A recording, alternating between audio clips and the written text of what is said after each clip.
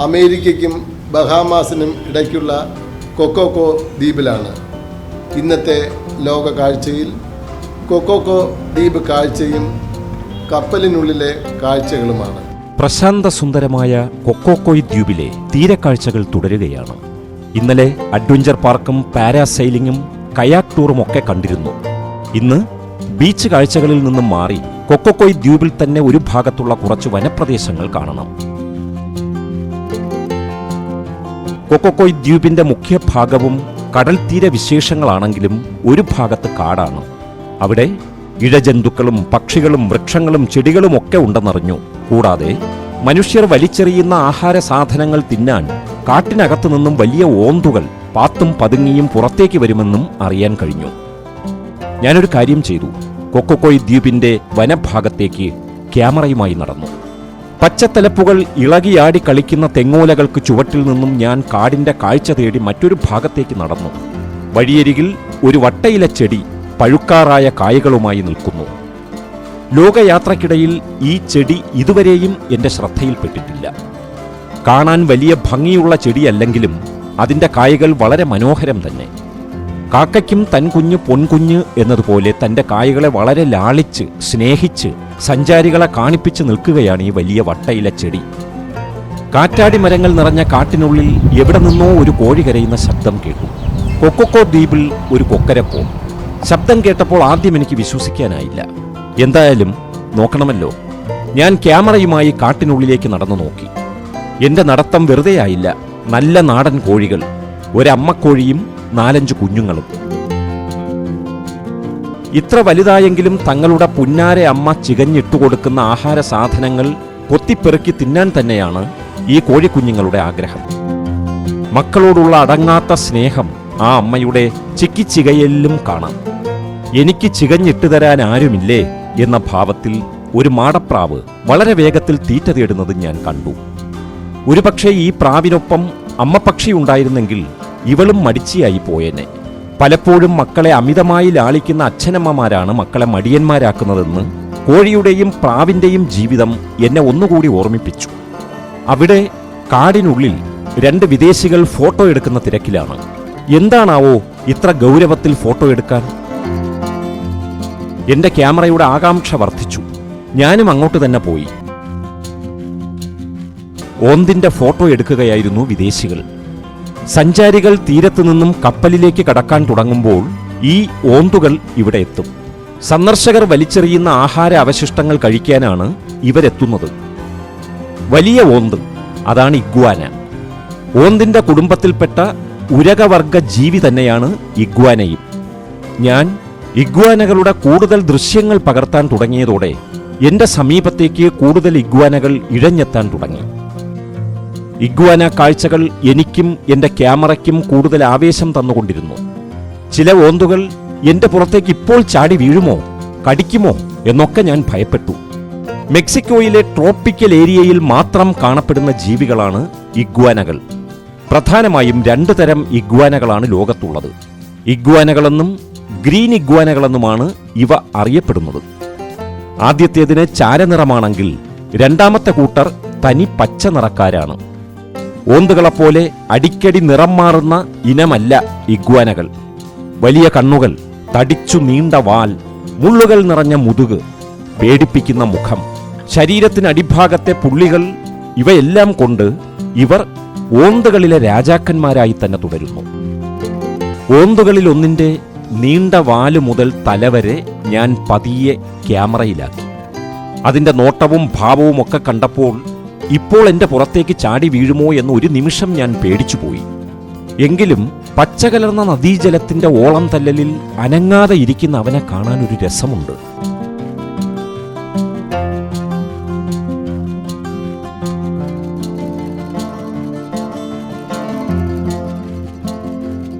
വലിയ ഇഗ്വാനയെ ഞാൻ ക്യാമറയിലാക്കുന്നത് കണ്ട് അവന്റെ പച്ച കൂട്ടുകാരൻ പതിയെ എന്റെ അടുത്തേക്ക് ഇഴഞ്ഞു തുടങ്ങി. നല്ല താളത്തിലാണ് അവന്റെ വരവ്. ഞാൻ എന്തോ ആഹാരം നൽകുന്നു എന്ന് കരുതിയാവണം ഈ പച്ച ഇഗ്വാനയുടെ വരവെന്ന് എനിക്ക് തോന്നി. പച്ചക്കുപ്പായക്കാരന്റെ പിന്നാലെ മറ്റൊരാൾ കൂടി മണത്ത് വരുന്നുണ്ട്. നീണ്ട വാൾ കഷ്ടപ്പെട്ട് വലിച്ചിഴച്ചു വരുന്ന അവനെ കണ്ട് കഷ്ടം തോന്നിയിട്ടാവാം എന്റെ കൂടെയുണ്ടായിരുന്ന വിദേശികൾ കയ്യിലിരുന്ന എന്തോ സാധനം ഇട്ടുകൊടുത്തു.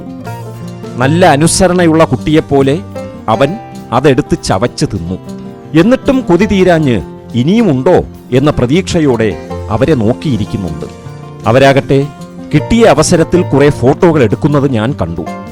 എത്ര ഫോട്ടോ വേണേലും എടുത്തോളൂ, ഞാൻ നന്നായി പോസ്റ്റ് ചെയ്തു തരാം, ഞാനിതെത്ര കണ്ടിരിക്കുന്നു, പക്ഷേ ടിപ്പായിട്ട് എന്തെങ്കിലും കഴിക്കാൻ തരണം എന്ന ഭാവത്തോടെ അവൻ തലയൊക്കെ നന്നായി നിവർത്തിപ്പിടിച്ച് പുഞ്ചിരിക്കുന്ന മുഖത്തോടെ നിൽക്കുന്നത് എന്റെ ക്യാമറയ്ക്കും നിറഞ്ഞ കാഴ്ചയായി.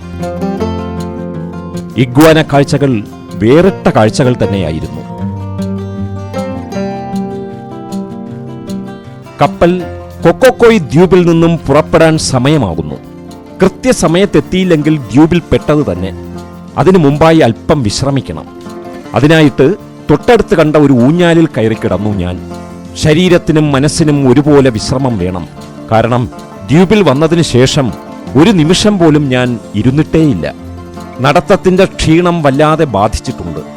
എങ്കിലും സ്റ്റിൽ ക്യാമറ കയ്യിലെടുത്ത് ഞാൻ ഊഞ്ഞാലിൽ കിടന്നുകൊണ്ട് പരിസര കാഴ്ചകളുടെ കുറേയധികം ചിത്രങ്ങൾ എടുത്തു. കൂട്ടത്തിൽ സുന്ദരിയായ ഒരു മദാമ്മ അവരുടെ ഉടലഴക് പുറത്തു കാട്ടി അങ്ങോട്ട് നടന്നുപോയതും അതേ ഫ്രെയിമിൽ തിരിച്ചിങ്ങോട്ട് നടന്നു വന്നതും എനിക്ക് പകർത്താൻ കഴിഞ്ഞു. ഒപ്പം വളരെ അകലെ അറ്റ്ലാന്റിക്കിന്റെ ഓളപ്പരപ്പിൽ പറന്നിറങ്ങിയ വെള്ളിൽ പറവയെപ്പോലെ കിടക്കുന്ന എന്റെ കപ്പലിന്റെ ചില മനോഹര ചിത്രങ്ങളും ഞാൻ എടുത്തു. കപ്പൽ പുറപ്പെടുന്നു എന്നുള്ള അറിയിപ്പ് വന്നതോടെ യാത്രക്കാർ മടക്കയാത്രയ്ക്കായി തയ്യാറെടുത്തു. 1000 ചേതോഹര ദൃശ്യങ്ങൾ പകർന്നു തന്ന കൊക്കോക്കോയ് ദ്വീപിനോട് വിട പറയാൻ സമയമായി. കപ്പലിനുള്ളിൽ കയറിയ ശേഷം ഒന്ന് കുളിച്ച് ഫ്രഷാകണം എന്ന് മനസ്സിൽ കരുതി. ചിലർ അവിടെയുള്ള സാഹചര്യത്തിൽ തന്നെ കുളിക്കുകയും വെള്ളം ശേഖരിക്കുകയും ഒക്കെ ചെയ്യുന്നുണ്ട്.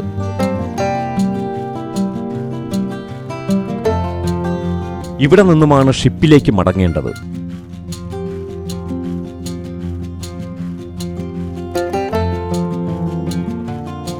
സന്ദർശകരെല്ലാം ബോട്ട് ജെട്ടിയിലെത്തി.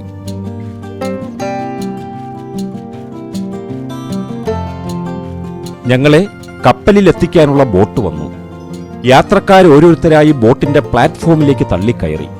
ഞാൻ ബോട്ടിന്റെ മുകളിൽ കയറി മുന്നിലെ കസേരയിൽ തന്നെ സ്ഥാനം പിടിച്ചു.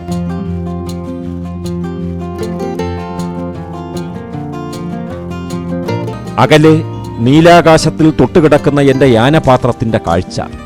ഞാൻ ഏറെ സമയം നോക്കി നിന്നുപോയി ആ കാഴ്ച.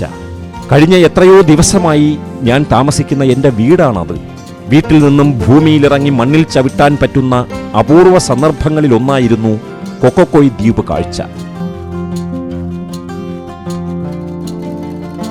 കൊക്കോക്കോയ് ദ്വീപ് ഞങ്ങളിൽ നിന്നും അകന്നകന്നു പോവുകയാണ്.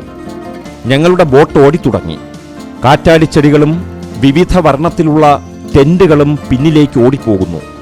ഇപ്പോൾ ടെന്റുകളും മരങ്ങളും ദ്വീപിന്റെ സൗന്ദര്യവുമെല്ലാം അകലെ, വളരെ അകലെയായി.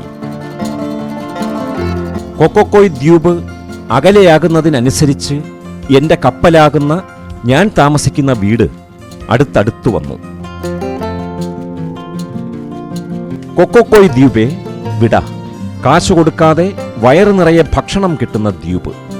ജാതിമത ഭേദമില്ലാതെ ഞാൻ ഇന്ന രാജ്യക്കാരനാണെന്ന അതിർവരമ്പുകളുടെ ചിന്തയില്ലാതെ, പണക്കാരനെന്നോ പാവപ്പെട്ടവനെന്നോ ഉള്ള ചിന്തയില്ലാതെ, വലിയവനെന്നോ ചെറിയവനെന്നോ ഉള്ള ചിന്തയില്ലാതെ 54 രാജ്യത്തെ 3300 ആൾക്കാരുമായി ആനന്ദിച്ച് കഴിയാനുള്ള അവസരം തന്ന കൊക്കോക്കോയ് ദ്വീപേ വിട.